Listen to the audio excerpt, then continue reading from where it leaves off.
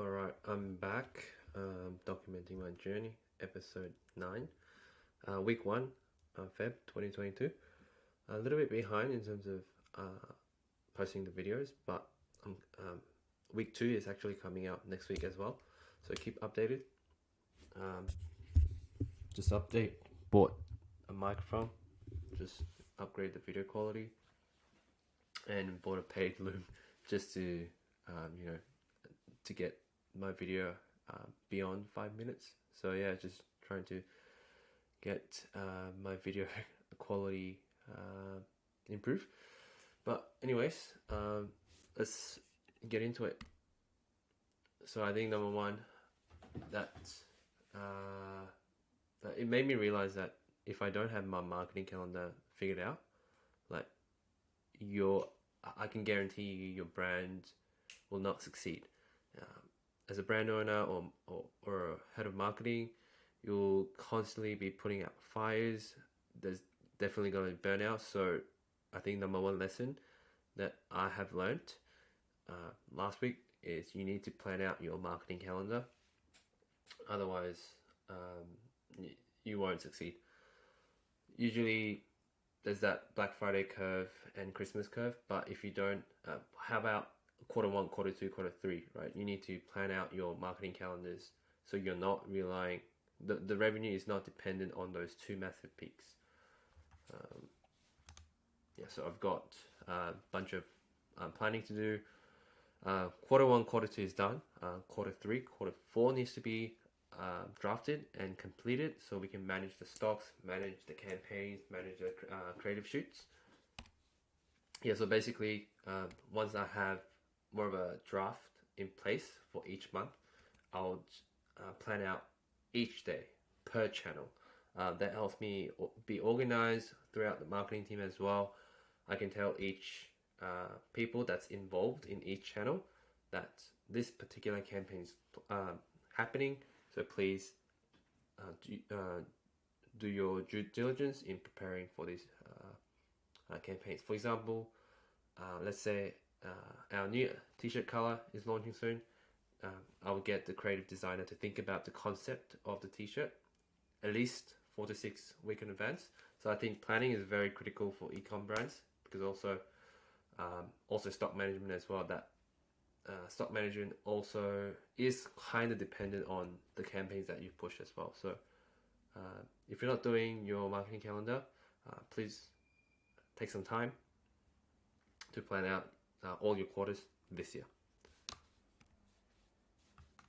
Number 2, I've been thinking about this a lot.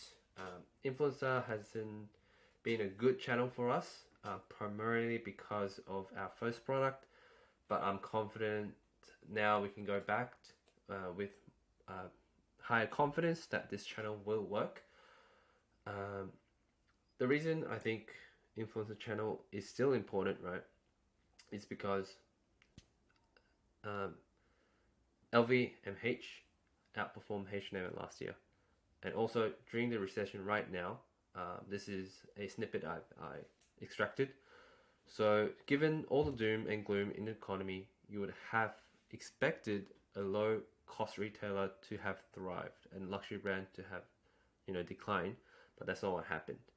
It's because they have built a brand, a powerful brand that's throughout recession they're able to outlast. People still have money. People just are more careful where they want to spend that money. So I think using influencers, using the right type of influencers, will elevate our brand.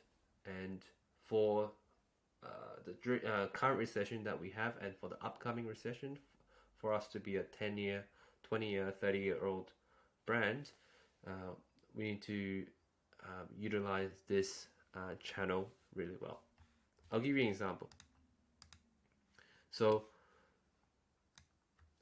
Conor McGregor, I'm pretty sure you guys know this brand as well, called High Smile. Teeth whitening has been on the trend many years ago. And just because of one post of Conor using High Smile, their valuation went up to 300 mil. So I think associating a particular product to the right persona the right influencer probably help us, elevate our brand and our positioning as well. And this is kind of linked to point two. I think we asked, but personally, I'm seeing a trend where a lot of creators like Mr. Beast, uh, Logan, Paul, etc. They already have a passionate traffic, and I think even though they don't have an amazing product, as long it's solving a particular problem, or it's just it's a chocolate wrapped in Mr. Beast packaging, the brand, right? They're buying the brand, not the actual chocolate, right? I assume. I haven't tried it, but passion traffic will be a key thing for e-commerce because most e-com brands don't have a face. But for creators like Mr. Beast, Logan Paul, many other uh, YouTube creators, they have so much leverage. They have that passionate traffic. So I think this is the trend that I am seeing. So a lot of e-com business, they want quality traffic that converts, turns into affordable CAC to a good LTV growth. But I think this is somehow of a homework for e-com brands. They need to build a passionate traffic. So that's what I'm thinking at the moment. How can I actually build a passionate traffic? Is it through offline community building, etc.? But it won't happen now. But this is just what I'm thinking. Potential hires. Do I need potential hires to build this passionate community? For example, Kim Kardashian with Skims, right? Again, that's a creator-led brand, but I haven't really seen a non-creator-led brand that does well. Well, I would say that one brand that comes up to mind is actually Liquid Death, right? They don't particularly have a celebrity, but they have built a passion traffic. So that's my homework, possibly in the 1 to 2 years. Yeah, so that was my train of thought, but I thought I would share. Number 4, we're doing a new product drop. This has been my go-to strategy for any new product drops, new colors, new campaigns, and I hope this kind of helps you out for any marketers out there. So number 1, you would take 1 to 2 weeks. If it's a really big campaign, I would recommend to do 3 weeks. You need to build hype about this particular product launching and getting the potential customers and your existing customers to sign up for the early access list. When the customers come in, you'll build sequential emails, not necessarily selling the product, but like hyping it up like a Kickstarter campaign, and amplify that on organic and paid, and launch. And ideally, once you have finished the launch, your marketing team should go back, break everything into pieces, and see what you could do better for your next launch. And also, I think brand owners should be launching at least one new product per quarter.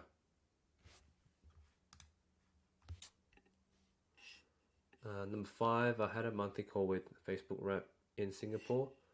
This is advice I have received. Whitelisting is huge right now. Apparently the CPMs are lower, the CPAs are lower as well. So definitely keen to try whitelisting. Number 2, trying 0% to at least 10 to 20% budget cap to create pure prospecting advantage shopping. And also personally for me, advantage shopping has been working pretty well. But one thing I learned from the rep is advantage shopping actually goes for volume of purchases, not necessarily the return on investment. So ideally, you should try to have a minimum ROAS campaign to counterbalance, because once your Advantage shopping goes up to $1,000, $2,000, $3,000 a day, or even more, it's going to keep going for volume. Not necessary for ROAS. So again, that highlights the importance of you having a good post-click experience to extract the highest revenue per user possible. Number 7, little update. Got a blue tick for Paire. It's been 2 years now. Yeah, so things are moving quite well in terms of branding. I don't know how much uplift this particular blue tick has, but for new customers, it might be a good sign. A trustworthy sign. I'm hiring as well. Just hired one actually. I'm about to hire 2 more. Management has not been my strong point, but trying to learn from it.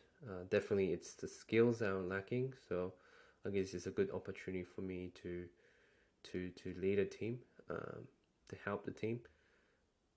And I'm currently reading a book called Making of a Manager by Julie Zhou.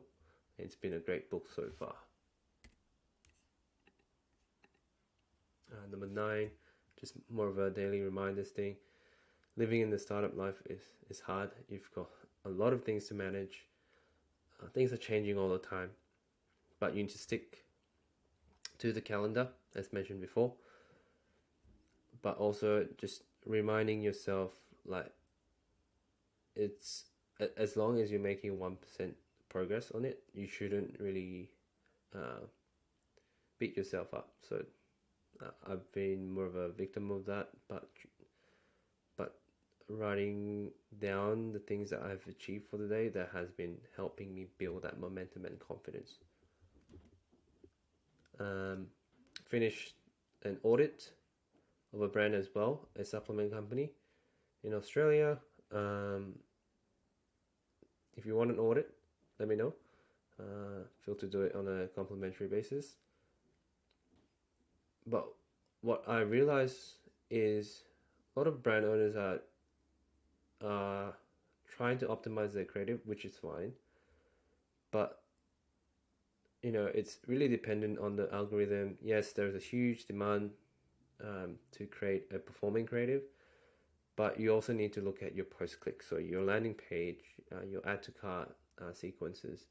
So don't forget to focus on the post-click experience. So they need to work together, right? So don't think optimizing your creative will somehow fix the bottleneck if you're struggling with conversion rate, revenue, etc.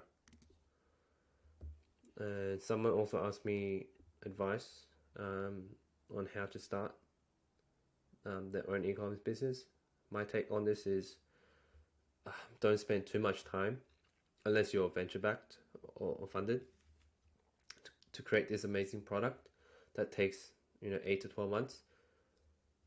Rather, find out what is already working, ship your products out, get feedback, and then iterate. So this should be your minimal viable testing process. And I've been trying to implement this as much as I can at the moment as well. So don't be scared in launching, I would say, a average product. You just need to market it well and have the mindset of wanting to iterate to make the average product a best product. And lastly, have been not drinking coffee anymore. Have been trying this Life Cycle lion's mane and cordyceps. Feeling better, feeling a lot more relaxed, more into the flow, I guess, and no afternoon crashes actually. So that's been that's been the update. Yeah, if you like this one, just let me know in the comments. I'm also posting on Twitter as well of my learnings.